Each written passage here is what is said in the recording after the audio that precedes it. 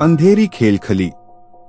गांव में एक पुराने किले जैसी अवस्थित जमीन खोजी जाती थी, जिसे सब काला किला कहते थे। इसे छोटे बच्चों की कहानियों में डरावना स्थान माना जाता था, लेकिन बड़े लोगों के लिए यह सिर्फ एक पुरानी खोज थी। रजत, एक युवक, और उसका दोस्त साहिल उस खोज की चर्चा कर रहे थे। रजत थोड़ा अनोखा और उत्सुक था, जबकि साहिल बहुत ही चूक था। एक दिन रजत ने साहिल को मनाया और दोनों ने वहां जाने का निर्णय किया। काला किला पहुंचकर वे उसे एक पुराने और भूतिया स्थल की तरह देखते थे। उसकी दीवारें टूटी फूटी थीं और वहां अदृश्य शवों की सूची भी थी। साहिल को डर लगने लगा और वह बोला, रजत, हमें यहाँ से जल्दी जाना चाहिए, यहाँ खतरनाक है। लेकिन रजत की जिज्ञासा इसे रोक रही थी। वह उस किले में अधिक गहराई से प्रवेश करने की कोशिश कर रहा था।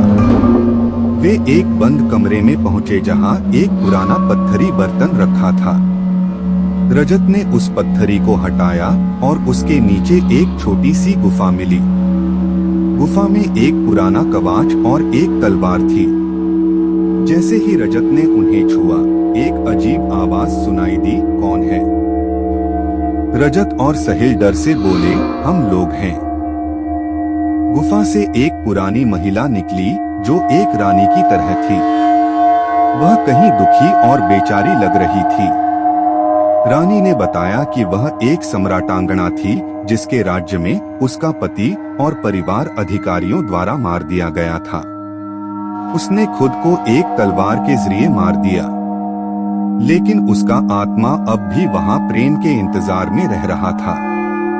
रानी ने रजत को उस तलवार को एक और जगह में रखने के लिए कहा ताकि वह अपने पति से मिल सके।